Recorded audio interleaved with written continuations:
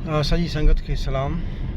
पाण हींअर मिठी खां निकिरूं पिया नगर पार्कर ॾांहुं ऐं नगर पार्कर पहुचंदे हिते असांजी प्रताप साहब जेका आओ भगत आजियाणो मोहबतूं मान ॾिनो उनजो किथे बि को काथो ऐं का बि असेसमेंट नथी थी सघे।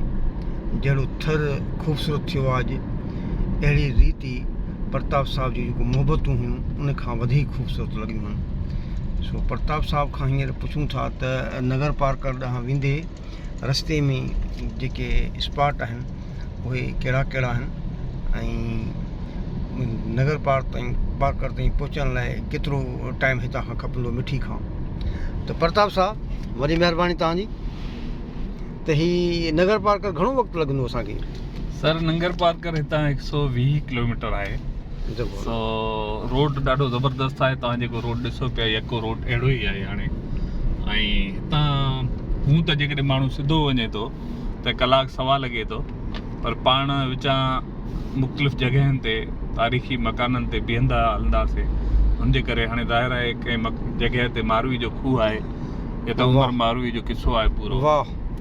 ऐं हुन ते उहो भालवा मारवी जो ॻोठो हुन ते पाण बीहंदासीं।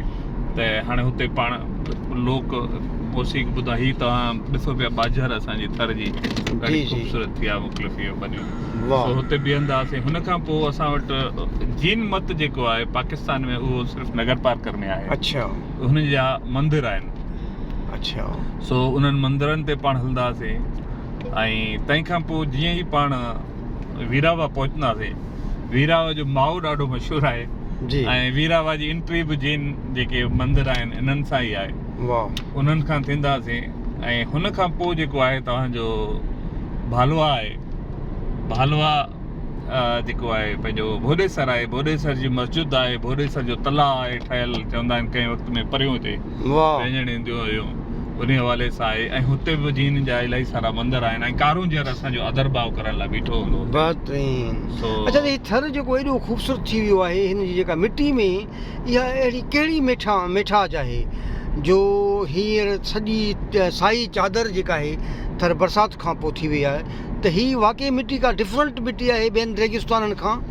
सर थर पार्कर फर्टाइल डेजर्ट आहे ऐं ॾाढो ख़ूबसूरत डेजर्ट आहे। दुनिया जा हार्डली कोई चंद फर्टाइल डेजर्ट हुजनि ऐं थर पार्कर ॾाढो रिच डेजर्ट आहे।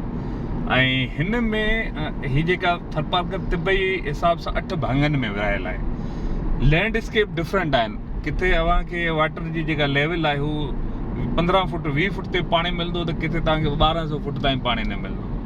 ही वेरी कंदा। ऐं थर ऐं पार्कर आहे। थर बेसिकली संस्कृत ॿोली जे अखर थल मां निकितल आहे जंहिंजी माना आहे ख़ुश्क वारिया।